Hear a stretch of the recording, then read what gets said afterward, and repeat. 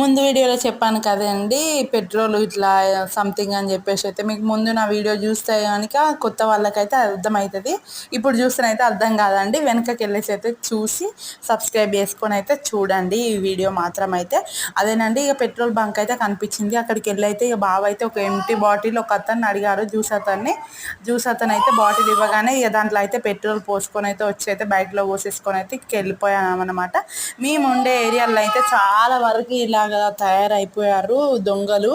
ఎందుకంటే ఇంకా మేము పడుకున్న టైంలో అసలు చాలా వరకు తీస్తున్నారు. ఇలాగ 4-5 టైమ్స్ అయితే జరిగింది. ఇక్కడైతే ఇంకేం లేదు. మేము ఇంతకుముందు ఉన్న దాంట్లో అయితే సీసీ కెమెరా ఉండే, అప్పుడైతే దొంగ దొరికిపోయాడు. వీడియో కూడా ఉంది నా దాంట్లో, కానీ నేనైతే పోస్ట్ చేయాలనుకుంటలేను.